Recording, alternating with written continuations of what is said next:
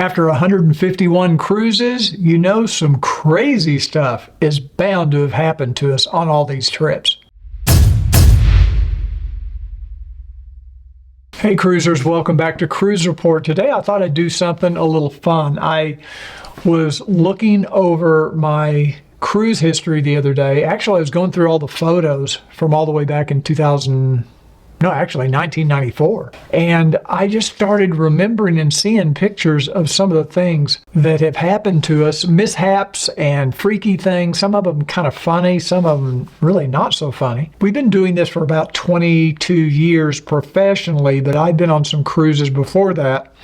And I'm going to include everything in this because some of these stories I think you're going to find just fun and more entertainment than anything else. Nothing that important, no great information coming out of this. Let me know in the comments down below if any of these kinds of things have happened to you on your travels. Now, just a little bit of history.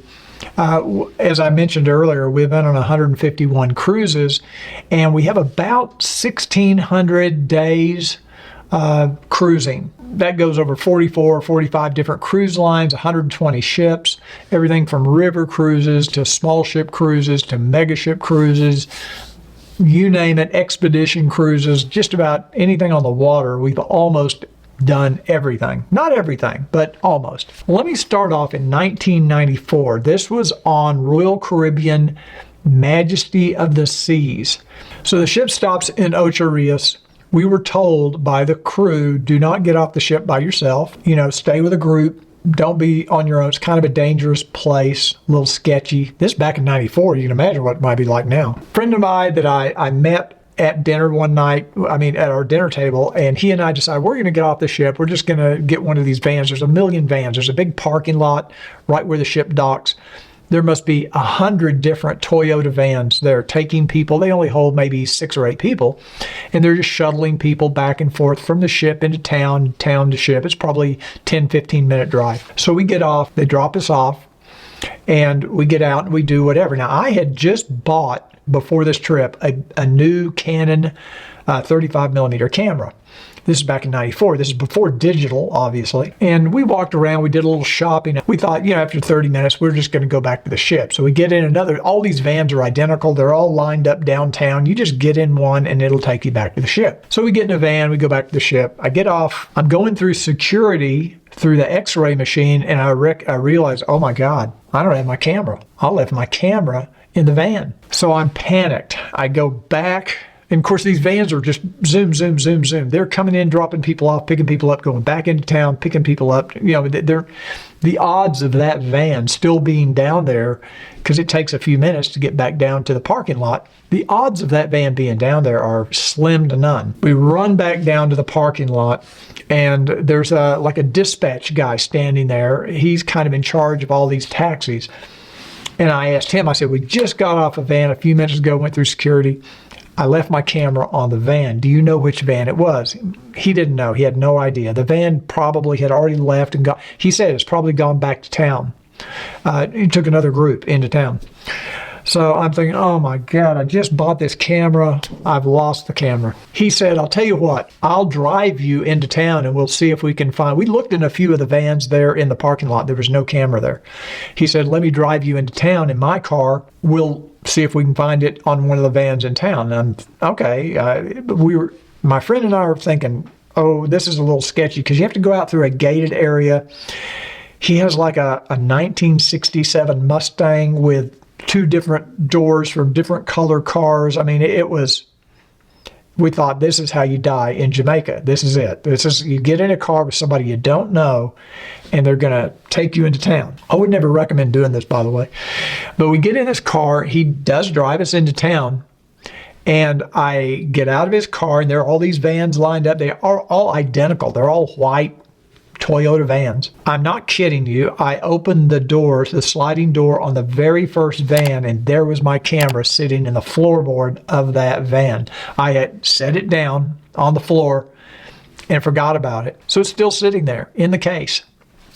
I couldn't believe it. I picked it up, got back in his car. He drove us back to the ship. And he didn't even want any money. He didn't ask for anything. We gave him a tip. I did. Gave him a nice tip. Just a funny story. one that I would never repeat. I have another camera story coming up here in a little bit, so stay tuned for that. I'm not very good with cameras. Let's fast forward to 2001. I'm trying to take these in chronological order. Ricky and I get invited. We are now in the cruise business, so to speak, the travel business.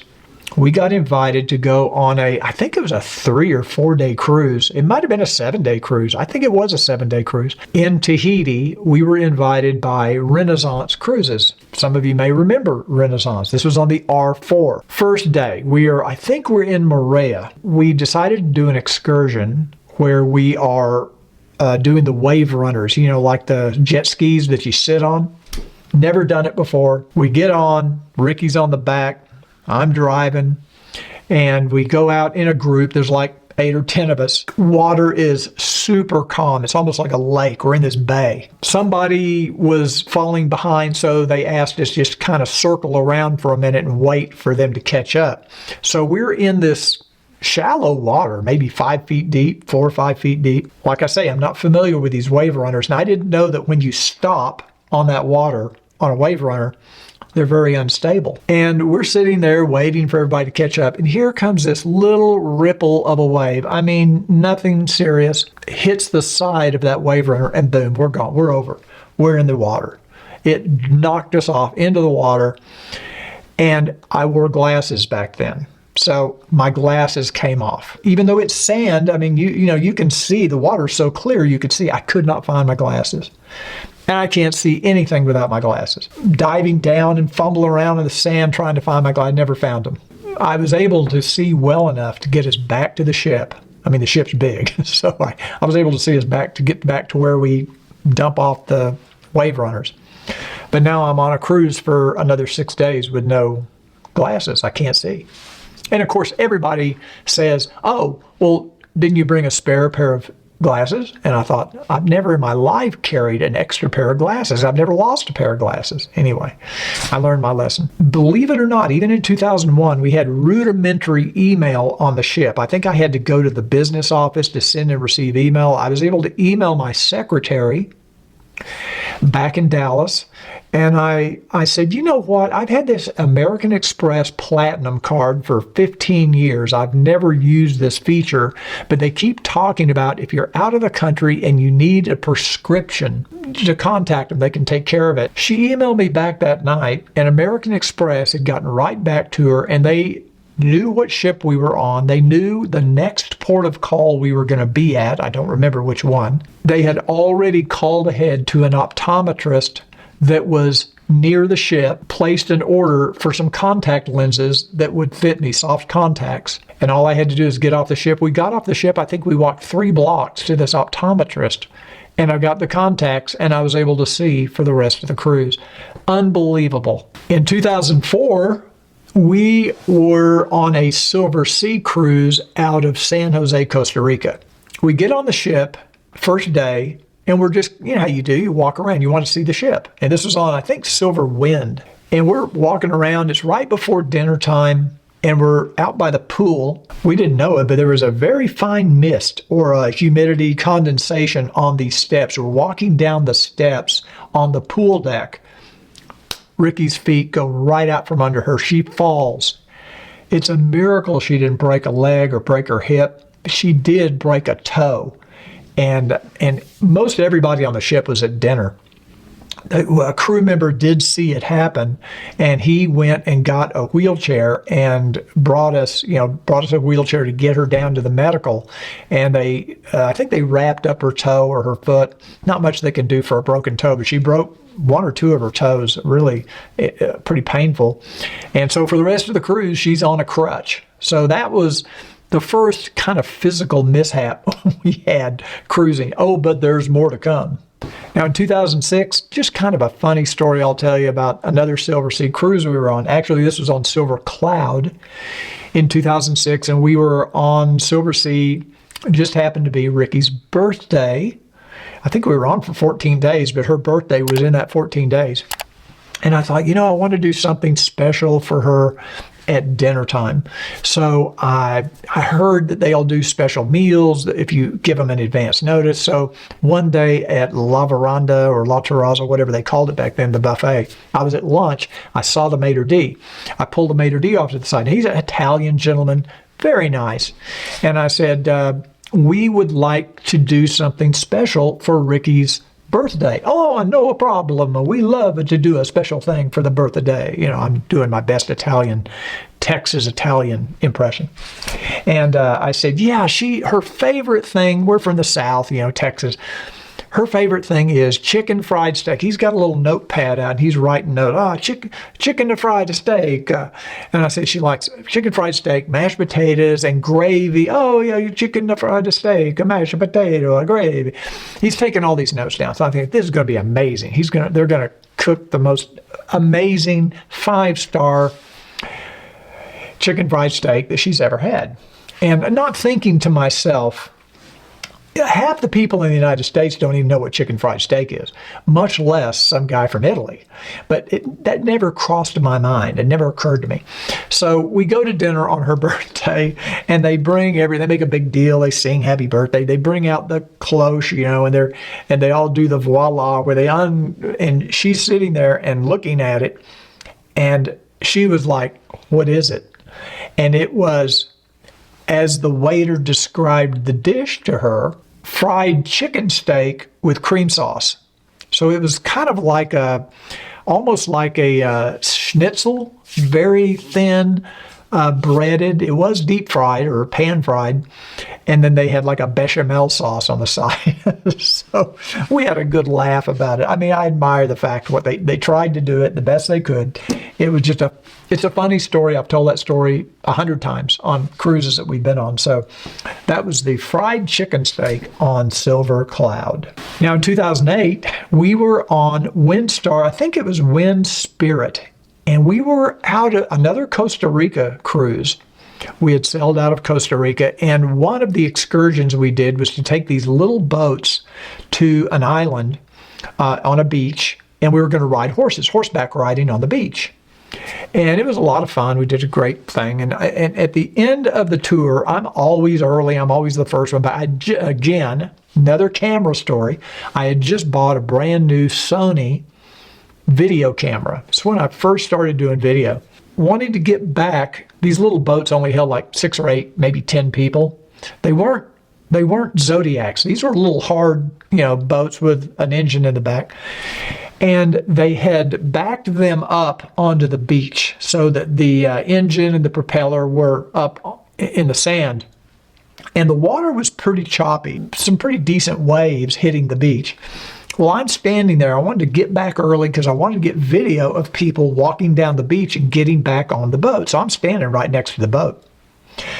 I'm kind of in about 1 foot of water standing there videotaping. Well, once again, here comes a wave, and this wave to my back, I can't see it coming. This wave comes along, a pretty good sized wave, picks that boat up out of the water and slams it into my back. Now, the propeller of the engine is what hit me in the back, knocked me down. Camera's gone. Camera's in the water. It's shot. It's not coming back. Knocks me down in the water. Of course, I'm in shock. And everybody saw it happen because they were all walking to get ready to get back on the boat. So, fortunately, the propeller didn't break the skin. It scratched me pretty bad, bruised me, but it didn't, I wasn't incapacitated. I was still able to function for the rest of the cruise. I was just sore. Of course, the medical staff on board, they examined me. I think they were probably scared they were going to get sued. Or something, which I wouldn't do. It was my fault. I mean, it wasn't anybody's fault. It was just an accident. And they gave me some painkillers, and I think they put some antiseptic on the scratch, on my back. I got a propeller in the back in 2008 on Wind Spirit. I do remember I think it was 2005, I'm going back in time a little, On Holland America Oosterdam, we were invited to go on an Alaska cruise by Holland America. I guess we were in Glacier Bay. I don't know where we were. We were somewhere where the seas were really rough one night. And we've been to Alaska several times. We've never had seas like this. And this was back before they had flat screen televisions. They had the regular old tube TVs. They were small, but they're, tube TVs. And it was so rough, the TV flew off the table and smashed on the ground and just exploded. I do remember that. And that was some of the roughest seas, not the roughest, but some of the roughest seas we've ever been in. Now, if we go back to 2008, a lot of things happened in 2008 for some reason. We were on Sea Dream Yacht Club somewhere in Mexico in the Caribbean. We had taken an excursion to some little port town in Mexico, again, on these little local tender boats. These are not the tenders the ship operates. They had some sort of deal where they had to use local tenders. And these little boats are open air boats with a motor in the back. They hold about 8 or 10 people. And we go and we visit the town and we did whatever we did. Well, when it's time to come back to Sea Dream, to the ship, it's dark. I mean dark. And when you're on the water at night in these boats, and these boats have no lights on them, and we're going so fast, and we did have life vests, but the water is spraying us. The seas are kind of rough. We're slamming up and down on this little boat. And off in the far in the distance, you can see this little light, and that's our yacht. So we have a long way to go. We probably have 5 miles to go. It was terrifying because there's like 4 or 5 of these boats right next to each other going at breakneck speed. I don't know how fast we were going. I think we were probably going 20, 30 knots. It felt like we were going 50. They were just hauling ass, get back to the yacht. And I'm not kidding. When we got back on board Sea Dream Yacht, we got down and kissed the ground. That was one of the most terrifying boat rides we have ever done. That was in 2008 on Sea Dream 1, I believe. In 2008, this is more of a funny story, or sad story, I guess. We had done a cruise from the Seychelles to Dubai. What do you think? Man, this is paradise. Check out this view. Unbelievable. This is truly paradise. Wonderful trip on Silver Sea Silver Cloud. I believe with Judy Abbott was our cruise director, the late, great Judy Abbott. What an amazing person. We got to, I believe it was Oman. Not 100% sure, but I'll have to look at the picture a little closer and tell. But we did an excursion, and they took us to lunch at a very nice hotel, like a Hyatt Regency or a Grand Hyatt. Beautiful hotel, right on the beach. You could go out and walk up and down the beach. Beautiful place. And they had prepared lunch for us at this hotel. And I'll never forget, we're standing in line, waiting to go. It was a buffet lunch, and we're waiting to go through lunch buffet. And one of the ladies, Silver Sea guest, was behind us, and she asked for the manager. And we'll never forget this. She said, "Are you going to have any normal food?"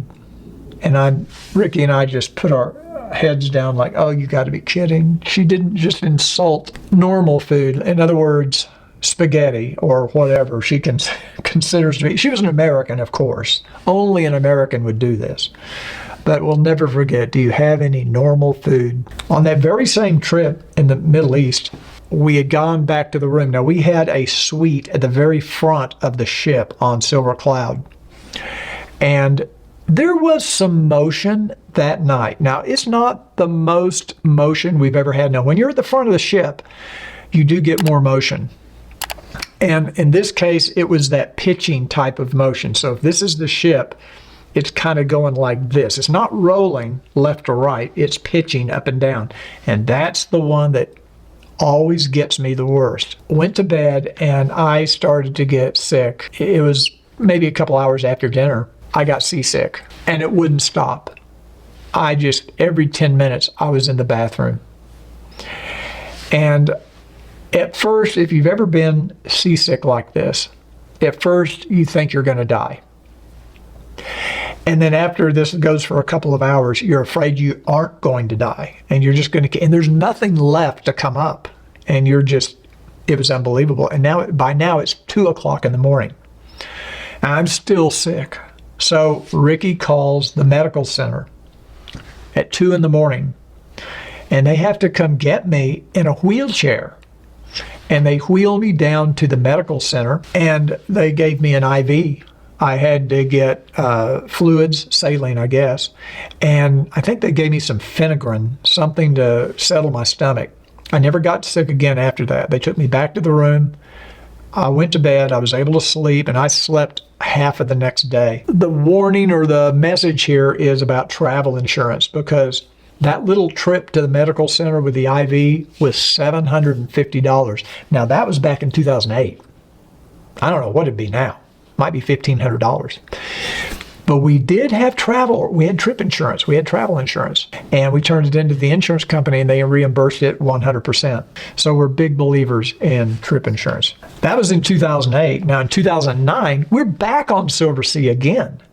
This time we're doing a Cape Town to Mombasa, I think. We did like a 2-week cruise up the east coast of Africa. We stop in Maputo. There is nothing to see in Maputo, we learned.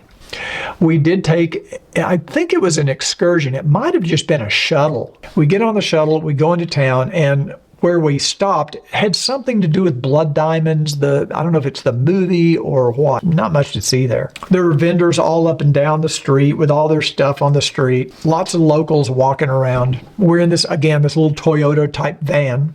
Maybe holds 15 people. I had a little pocket camera at the time. I think it was a little Sony pocket camera I was using to take photographs of everything. Well, apparently when I got out one time to walk around and look at something, I had left that camera in the seat. Now, this van had windows that opened about halfway down. And we get back on the van, camera's gone. Somebody apparently came by, reached in, grabbed the camera, and they're gone. Well, about the time we discovered this, I'm telling Ricky, I said, somebody stole my camera. They must have reached in through the window and taken the camera off the seat. I mean, it wasn't 2 minutes later, these two kids, 15, 16 years old, come into the van with my camera and said, we found the guy that took your camera and we got it away from him. We saw him take it and we want to give it back to you. I got my camera back, just like in Puerto Rico, got my camera back in Puerto Rico, got my camera back in Maputo, Africa. Now in 2010, we're back on Windstar, somewhere in the Caribbean, I think. And we stop for a beach barbecue one day. They have a beach barbecue set up, very nice. They had all kinds of kayaks and they had paddle boarding and all kinds of activities. And we're laying out, enjoying the beach, getting some sun. Ricky decides she's going to go paddle boarding. She's never paddle boarded. She wants to try it. I could care less. I'm not going to paddle board. I'm sitting on the beach watching her, and she paddles out maybe 100, 200 yards from the beach. And I'm watching her, and I notice as I'm watching her, she's only going one direction. She just keeps going from my right to my left, and she never comes back. She couldn't figure out, for some reason, how to paddle her way back to where we started, to where she started. I notice she just keeps going to the left. Well, at some point, there's some rocky cliffs over here. And I'm thinking, if she doesn't start heading back, she's going to get pushed into these rocky cliffs. And I can see her struggling, trying to turn this thing. She can't turn it. She doesn't know how to do it. Well, there was a lifeguard, a Windstar employee sitting there, and I went up to him and I said, I think you got to go get her on that paddleboard. She can't get back. Well, I mean, he runs to, I think it was a Zodiac. He literally runs to the Zodiac, hauls ass out there. She probably had another 75 yards before she was going to hit anything. But he went out there and got her, rescued her, got her off the paddleboard, got her into the Zodiac, got the paddleboard. There you go. Paddleboarding on Wind Spirit. Second thing has happened on Windstar. But they did a great job of saving her from running into the cliffs. 2011, we are in Alaska on what is now Uncruise Adventures. Back then it was Inner-Sea Discoveries. It was a small boat, held like 80 people. I think it was Wilderness Discoverer. And we took an excursion to Tongass National forest, or anyway, it was a forest hike, about a 3-mile hike. And it was on a wooden pathway, walkway, like a boardwalk. And they had put this nylon or some kind of a mesh over it because it rains. It's a rainforest to give you some traction. I had tennis shoes on. I also had a jacket. It was kind of cool. It was probably in the 50s. So I had a jacket on, and I had all my camera gear, my GoPro camera, and I had this rig with a little tripod, and I had all this in my jacket. Well, we're about halfway through the tour, and they've got a tour guide in the front talking, and they got one in the back kind of following everything. Ricky and I are near the front of the group. Oh, and this mesh that's on the boardwalk, every now and then you could see it was worn away. There was no mesh. So you had to be careful when you walked because sometimes there was no mesh to give you that extra traction. It was just wet wood. At one point, we're walking along and both my feet go out from under me and I fall back, land on my back, and I'm out of breath. I can't breathe. Not just knocked the wind out of me, but what had happened, I didn't know it at the time, immediately didn't know it. My GoPro camera and this rig that I had it on was in my jacket pocket. Well, when I fell back, that jacket swung around behind me and I landed on that GoPro camera. I get back on my feet. Everybody's standing around. Are you okay? Are you okay? But I can't. It's hard for me to catch my breath. I can't breathe. I finally said, I think I'm okay. I think I can continue on. I didn't feel like my leg, I didn't break a leg or anything. Well, we took about 20 more steps, and I said, I can't do this. I can't continue. Every time I take a step, it's killing me. I'm in pain, my back. We were afraid. They knew that I had fallen on this camera, and I think they were concerned maybe I had punctured a kidney or a lung or something. It was very hard to breathe and very painful to breathe. So one of the uncruise, I call it uncruise because now it is uncruise. One of the tour guides said, let me take you back to the ship and we'll get you checked out. So, of course, we're halfway through the tour, but we walked back, her and I, stopping a couple of times to take pictures. At one point, I have to step over this big log to get back to the Zodiac because we're on Zodiacs. This is a wet landing. Back on the Zodiac, the pain was incredible. We get back on the boat. They'd have no doctor on board this boat. It's a small ship. It only holds 80 people. Probably has a crew of 35 or 40. I actually had to get down on my knees to try to get into bed. And I'm sitting at the edge of the bed on my knees trying to get up on the mattress. The first officer comes to the room. He comes in. He's about 6'5". Well, he gets behind me and just kind of puts his arms under me and picks me up and sets me on the bed. And he has a stethoscope. He has some EMT training. And he's listening at my lungs, and he said, I don't hear anything. He said, but we have a doctor that's one of our passengers, our guests.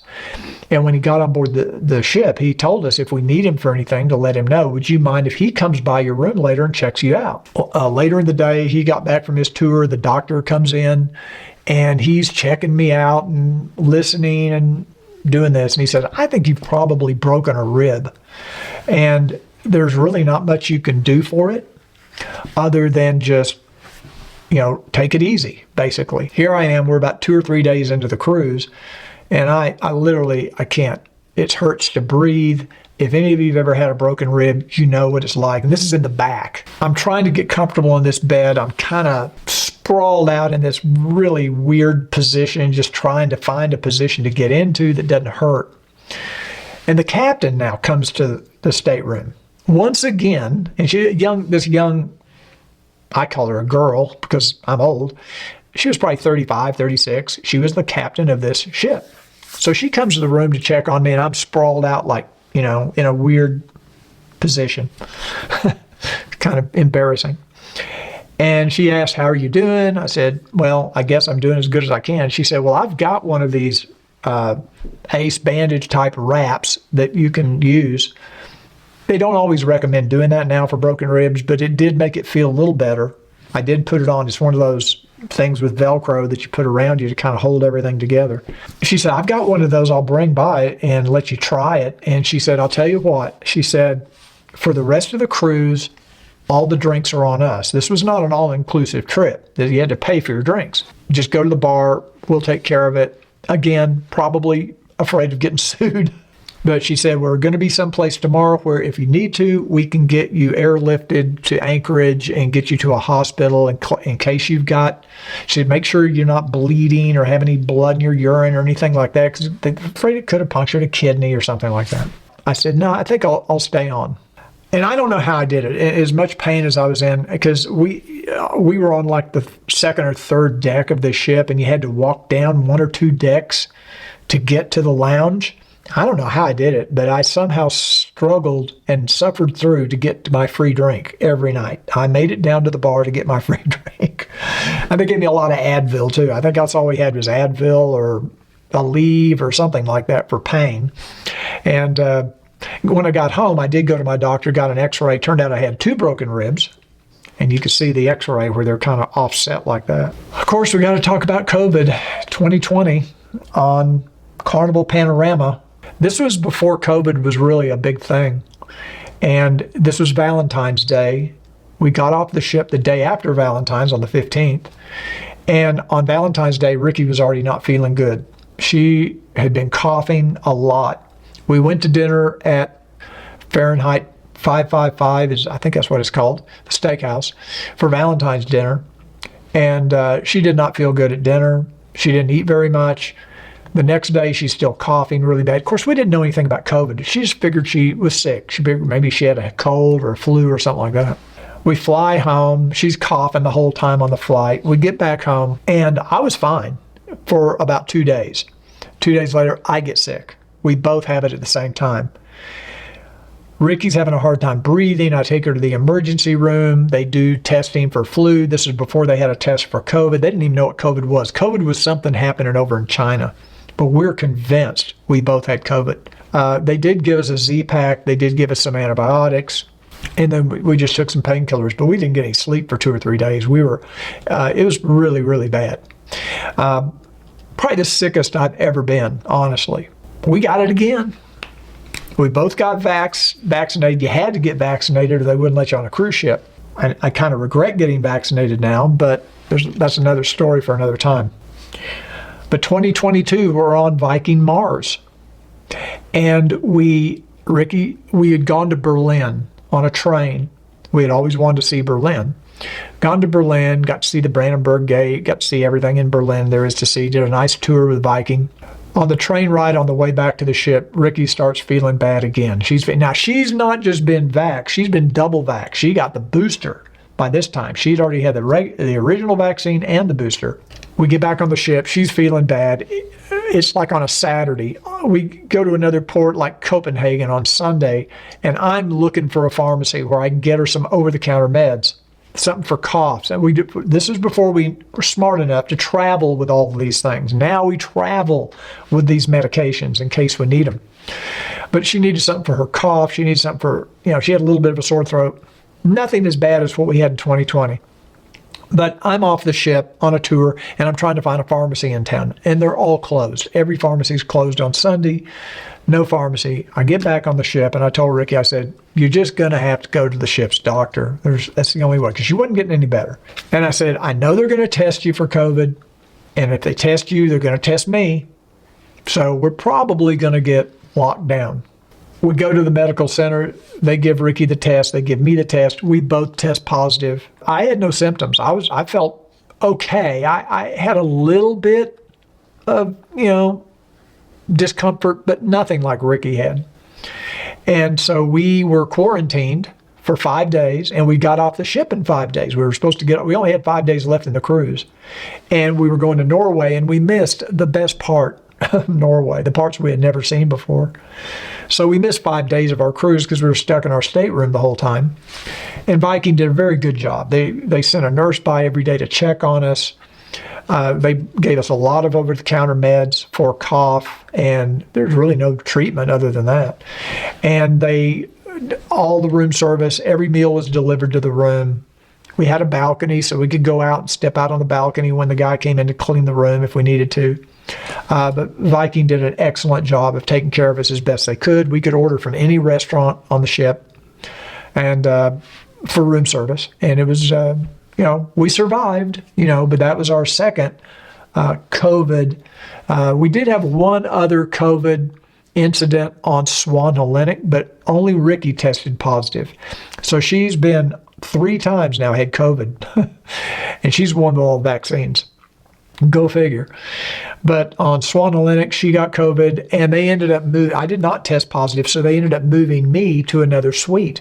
They had space available, and Ricky was quarantined, but I wasn't. So for maybe 3 or 4 days, anyway. And the last mishap that's happened to us was in Montenegro last couple of years ago on Silver Ray, on Silver Sea. We were in Montenegro, and we had to get to the town. You had to go down this kind of escalator, and the escalator was broken, so you had to walk down the escalator. Well, we get almost to the bottom, and Ricky trips. Her heel got caught on that little step of the escalator, and I mean, she just went down both knees and really hit hard on her knees. It's a miracle she didn't break something. Her adrenaline kicked in. She got up. She had a little scrape on her knee, but it was her ankle that was hurting. But she was able to walk. We were able to finish the tour of Montenegro. But by the time we got back on the ship, she could barely get up and put any weight on her left. I can't remember if it was the left or right ankle. She couldn't put any weight on it. So once again, we had to have the crew come bring a wheelchair, take her down to the medical center. And they checked her ankle. They did an x-ray. Nothing was broken. It was just swollen and sore. And for a couple of days, I think she used the wheelchair. She even went to golf putting in the wheelchair. So they wrapped her ankle up. And after about 3 or 4 days, it seemed to get better and better and better to where she was actually able to get up and walk around a little. She might have had a crutch. I don't remember. 1,600 days at sea, and that's all the thing. Now, there's other things that probably happened to us, too, that I forgot about. But let me know in the comments down below. What have your experiences been? Oh, and just a quick note. I think there's been 3 times that we've had to use trip insurance to cover the medical costs on the ship. You never get on a ship, never leave the country without trip insurance. It's really a vital thing. We have an annual policy now that covers this for the whole year. So anyway, that's my story. Thanks for joining me. If you have any of your own stories, put them in the comments down below. If you enjoyed this video, got anything out of it, please give it a thumbs up. That's much appreciated. Anyway, until next time, and on the next Cruise Report, remember what I always say, smooth sailing.